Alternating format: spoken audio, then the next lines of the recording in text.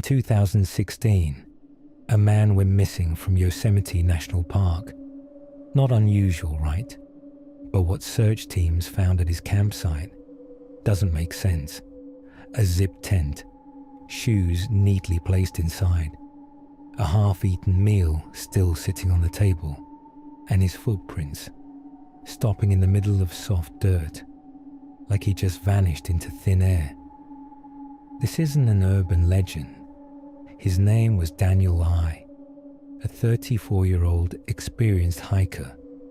He knew the park, knew how to camp alone, and checked in at a ranger station before heading deep into the Upper Pines area for a 3-day trip.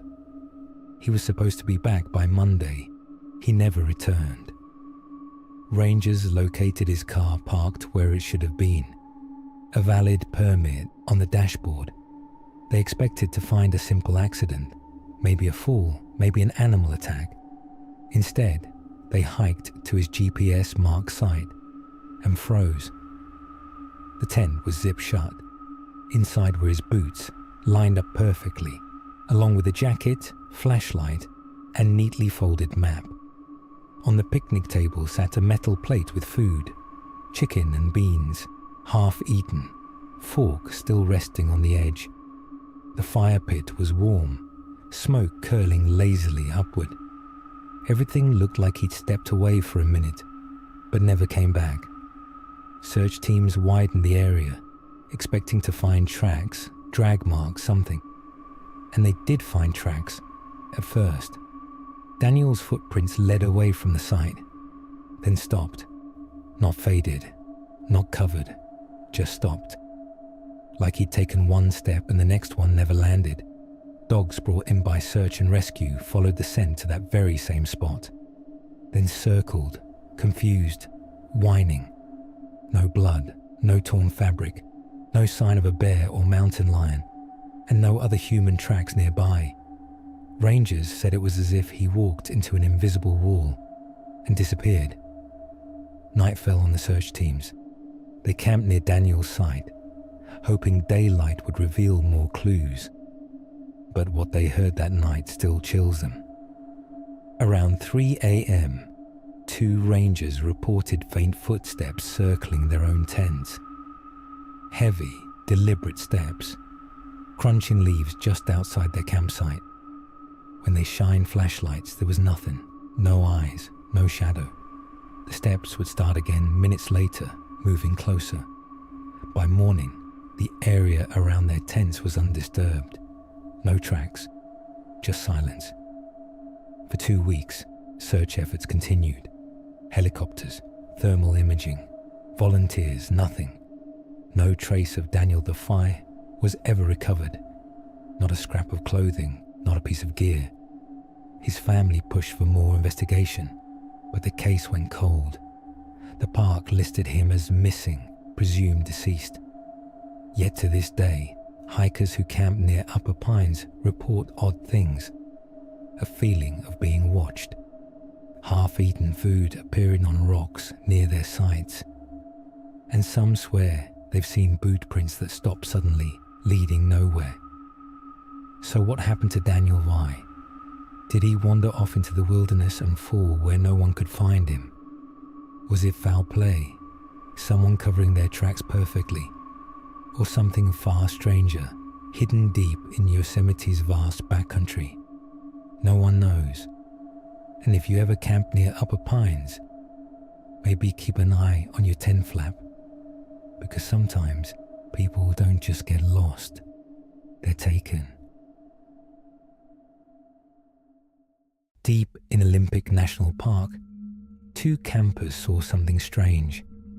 Warm golden lights glowing deep in the trees, like lanterns on a porch. But as they hiked toward them, the lights never got closer. Hours later, they were right back at their own campsite, with fresh boot prints circling their tent. This happened in 2012. 2 friends, Evan and Marcus, both experienced in backcountry hiking. They knew the terrain, carried maps and GPS, and had camped dozens of times before. But this trip would change the way they saw the woods forever. They set camp late afternoon, miles from any trailhead. A small fire crackled, night closing in, no cell signal, no city glow, just endless dark forest. They were swapping stories when Evan froze. "Marcus, do you see that?" Through the trees, a faint amber glow flickered, then another and another. It looked exactly like lanterns hanging outside a cabin, but their map showed nothing for miles. Marcus frowned. "There aren't cabins out here." Evan shrugged.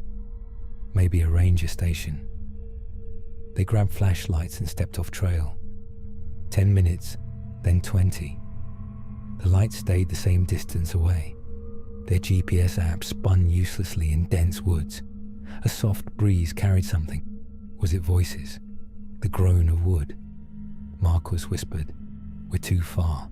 Let's turn back." They turned, and after another 30 minutes, nothing looked familiar. No trail. No clearing, just endless trees. Marcus carved a mark in the bark to track their path. 10 minutes later, they passed another tree, with no mark. Evan stopped. "Wait, where's the firelight?" They turned. The lantern-like glow was now scattered everywhere, dozens of soft golden dots hanging in the trees. "We need to move now." They hurried, crashing through brush. The forest had gone silent, no crickets, no wind. And then they heard it, a long creak, like a door swinging on old hinges. Marcus spun his light, nothing but trunks and shadows. Evan hissed, "We're being followed." They bolted, hearts pounding, ignoring cuts and bruises, just running until the lights faded. Finally, a clearing, their tent. Relief washed over them, until Marcus noticed the ground. Boot prints, dozens of them, deep in the soil circling the tent. Huge boots, not theirs. No trail leading in or out, just a perfect ring around where they'd been sleeping. Evan stared, wide-eyed. How is that possible? They didn't sleep. They sat by the fire with flashlights ready, whispering, listening. By sunrise, the prints were still there, sharp in the daylight. They packed silently and hiked out without looking back. At the ranger station, they asked if there were cabins or outposts nearby. The ranger looked puzzled. "That area's empty. Always has been." When Marcus described the lights, the man hesitated, then said quietly, "You're not the first to ask." Evan and Marcus never camped there again. To this day, they won't explain what they saw. Some say it's old loggers leading travelers astray. Others think it's something older, something that hunts by light. So if you're deep in Olympic National Park and see golden lanterns in the dark, don't follow them. Because some trails lead you right back to whatever's been circling you all along. A solo backpacker pitched his tent on a summer night in Banff National Park. By midnight, his body went ice cold, his breath visible in the air, and whispers rose from the darkness outside. In the morning, rangers told him something about that spot, a nickname locals still won't explain. This happened in 2011 to an experienced hiker named Aaron. Banff is known for its beauty, but also its vast silent stretches where no one can hear you. He'd camped alone before. He thought he'd seen it all, but the ridge he picked that night held something different. Aaron hiked until late evening and found a perfect flat ridge overlooking pine valleys. Summer air, clear sky, still light at 9 p.m. It felt safe. He pitched his small tent, cooked dinner, and watched the sunset turn the mountains gold. He texted his sister one last time. "All good. See you Monday." Then, with only the faint rustle of wind in the pines, he drifted to sleep. Around midnight, he woke up shivering. Not normal shivering, the kind that racks your whole body. He zipped his jacket, crawled deeper into his sleeping bag, but it didn't help. His breath fogged in the air. He checked his thermometer, 42 degrees Fahrenheit. But the forecast had been 65 degrees. The walls of his tent glittered with a thin layer of frost. He unzipped the flap, expecting a cold wind. Instead, the forest outside was perfectly still. No wind, no sound, just an unnatural cold pressing in. Aaron stepped out, rubbing his arms. A halo of frost sparkled around his tent, but a few steps away, the ground was normal, warm summer earth. He crouched, touching the frost line. His stomach dropped. It wasn't a gradual change. It was a circle, a perfect circle of freezing air around his tent. And then, a whisper, faint, behind him. He spun, flashlight cutting through the trees. Nothing. He turned again. Another whisper, low and breathy, closer this time. Aaron backed toward his tent, heart pounding. The air grew colder. His skin prickled. He'd zipped himself inside and grabbed his knife, listening. Minutes dragged by in silence. Then something brushed the fabric of his tent. Not wind, not a branch. A slow dragging along the nylon. He slashed the light on. A shadow moved across the thin wall of the tent, tall and narrow, gliding silently past. He held his breath as the shadow paused, then continued on, circling. He whispered to himself, "It's nothing, it's nothing." But deep down, he knew nothing about this was natural. For hours he sat awake, knife in hand, light on, feeling the cold deepen.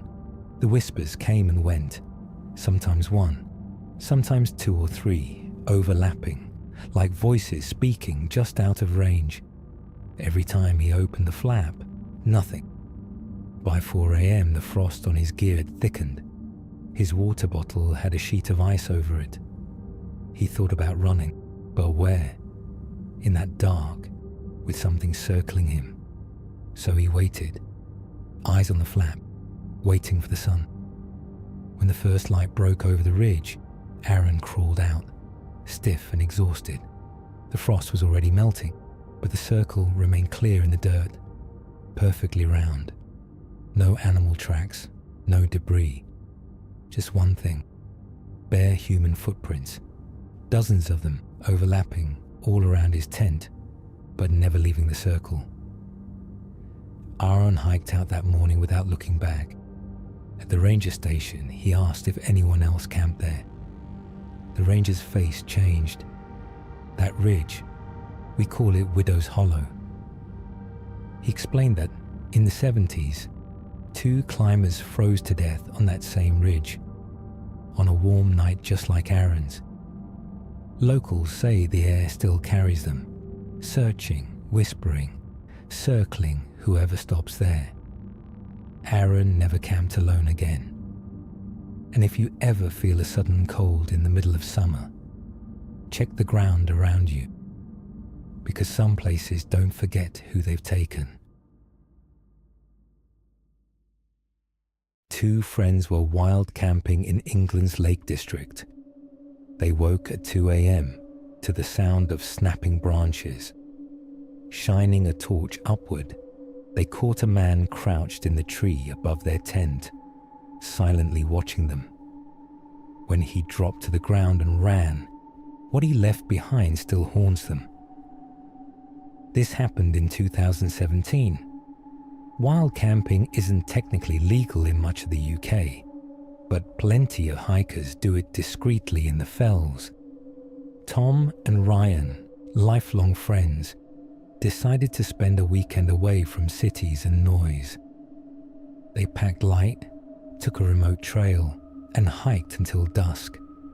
They thought they'd be completely alone out there. They found a small flat clearing on the edge of a wooded slope, perfect for a tent. By 10 p.m. they were zipped inside, headlamps off, listening to wind in the branches. No phones buzzing, no headlights, just pure dark wilderness. Around midnight, Tom stirred, hearing twigs crunching somewhere beyond the tree line. He assumed it was a deer and drifted back to sleep. But at 2 a.m., the sound came again, much closer. Ryan whispered, "Tom, are you awake?" Tom held his breath. The sound was above them now. Snap, snap, like someone climbing. They stayed frozen, listening, until a shard of bark dropped onto the fabric of the tent. Tom grabbed his flashlight. Ryan hissed, "Don't open it." But Tom couldn't help himself. He unzipped just enough to shine the light upward and froze. Perched on a thick branch less than 20 feet above was a man, his face hidden by shadows, his arms bent like a crouched animal. He didn't move when the light hit him. He just stared down. Tom's throat went dry. Ryan whispered, "Who is that?" The man's chest rose and fell slowly, deliberately, like he was savoring the moment. Then, without warning, he shifted, crawling closer along the branch, head tilted, eyes locked on the tent. Tom yanked the light away and zipped the tent. "We need to get out of here," Ryan whispered. But they heard it, a soft thud. The man dropping from the branch to the ground. Silence. Then slow footsteps circling the tent. Tom grabbed his small trekking knife. The footsteps stopped, and then the sound of something scraping metal against wood echoed from just beyond the thin fabric.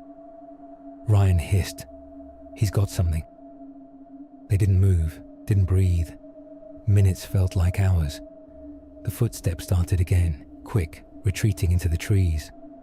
Tom slowly unzipped the flap, torch beam scanning the darkness. Nothing, just a soft sway of branches above. They waited another hour, whispering whether to pack and run in the dark or wait for dawn. In the end, exhaustion won. They left their boots on, knives in hand, and sat up in silence until the first grey light bled into the clearing. When daylight finally broke, they stepped outside. The ground around their tent was trampled, boot prints, large and deep, circling in uneven patterns. But that wasn't the worst part. Stuck upright in the dirt near the base of the tree was a knife, hand-carved from deer antler, sharpened to a crude point, wrapped in dirty cloth for a handle. Ryan picked it up and shuddered. He dropped this, or left it here. Tom scanned the branches above, nothing but leaves and sky. They packed up in record time, hiking back to civilization without stopping. At the ranger station, they told their story. The ranger didn't even blink. "You're not the first to see him," he said. "Locals call him the Watcher. He shows up around remote campsites, then vanishes." Tom and Ryan haven't wild camped since. And if you ever feel branches creak above your tent in the dead of night, don't look up, because sometimes the thing in the trees is already looking down at you.